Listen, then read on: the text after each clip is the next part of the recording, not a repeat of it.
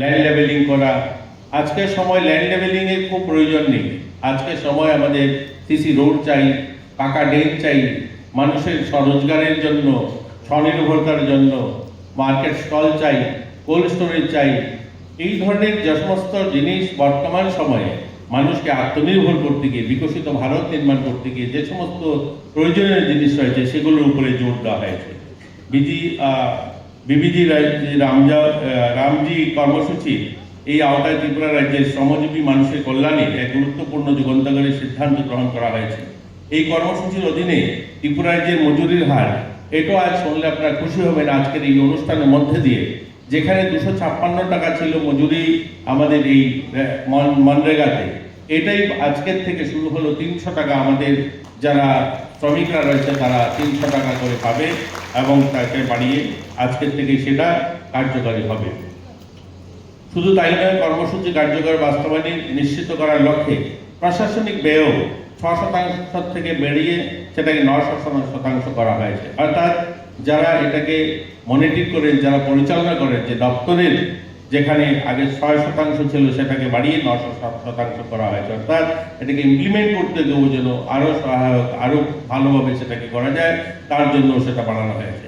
এছাড়াও অত্যন্ত আনন্দের সঙ্গে জানাচ্ছি যে ভারত সরকার গ্রামীণ উন্নয়ন মন্ত্রক ত্রিপুরা রাজ্যের জন্য এই স্কিমের আওতায় 1041 কোটি 70 লক্ষ টাকা প্রথম ধাপে অন্তর্বর্তীকালীন আমাদের জন্য তহবিল বরাদ্দ করেছে। অর্থাৎ আজকের দিনে আমরা আমাদের রাজ্যের জন্য যে টাকাটা পাবো সেই টাকাটার পরিমাণ হচ্ছে 1041 কোটি 70 লক্ষ টাকা। অর্থাৎ প্রথম ধাপেই আমরা এই টাকা পাচ্ছি এবার আমরা এই কাজের জন্য।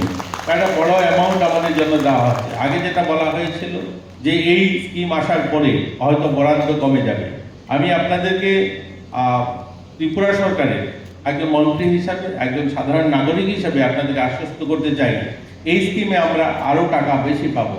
কারণ হচ্ছে যে বড় রাজ্যগুলো তাদের যেভাবে তাদের জন্য স্কিম করা হয়েছে, যেখানে 60% কেন্দ্র দেবে এবং 40% রাজ্য দেবে, এই ক্ষেত্রে আমাদের উত্তর পূর্বাঞ্চল সহ হিমালয়ের যে ছোট স্টেটগুলো রয়েছে সেই ক্ষেত্রে করা হয়েছে 10 এবং 90%। অতএব বড় রাজ্যগুলো তারা সেই টাকা কম নেবে এবং আমাদের মতো ছোট রাজ্যগুলোতে বেশি টাকা পাওয়ার সম্ভাবনা রয়েছে এবং আমরা বেশি টাকা পাবো বলে আমরা আশা করছি। অতএব প্রথম ধাপে একটা বড় টাকা আমরা পাচ্ছি 1000 কোটি টাকা এবং সেই টাকা আমাদের বিভিন্ন পরিকল্পনা ইতিমধ্যে গ্রহণ করা হয়েছে। এই গুরুত্বপূর্ণ পদক্ষেপ নিঃসন্দেহে ত্রিপুরা রাজ্যের গ্রামীণ উন্নয়নের, কর্মসংস্থান সৃষ্টি এবং শ্রমজীবী মানুষের জীবনমান উন্নয়নের ক্ষেত্রে এক নতুন দিগন্তের সূচনা হবে। ভারত সরকারের নির্দেশনা অনুযায়ী আজ ত্রিপুরার প্রতিটি জেলায় এই জনসম্মেলনের আয়োজন করা হয়েছে। এই কর্মসূচিতে জনপ্রতিনিধি, পঞ্চায়েত প্রতিনিধি, বিভিন্ন দপ্তরের আধিকারিকগণ, স্বনির্ভর গোষ্ঠী এবং লাভার্থী এবং সাধারণ মানুষের সক্রিয় অংশগ্রহণ নিশ্চিত করা হয়েছে।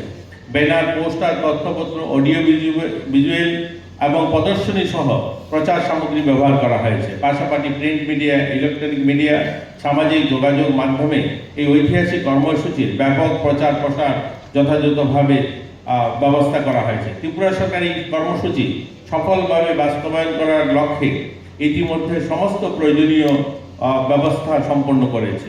কৃষিকাজের স্বার্থে সার্বদিনিক যে পিক এগ্রিকালচার সিজন ঘোষণা করা হয়েছে, প্রয়োজনীয় বাজেট বরাদ্দ করা হয়েছে। রিজার্ভ ব্যাংকে অফ ইন্ডিয়ার যে প্রয়োজনীয় অ্যাকাউন্ট খোলা এবং রাজ্য থেকে গ্রামীণ পর্যায়ে পর্যন্ত আর্থিক ও প্রশাসনিক কাঠামো সম্পূর্ণভাবে। My father used to worry about my education and my future, but I found the right path at Techno College of Engineering.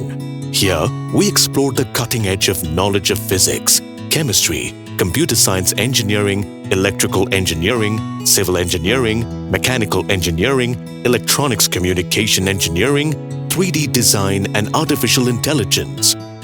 We are mentored by world-class faculty members and empowered through the Teka Tools initiative, which connects us directly with industry. Techno College of Engineering,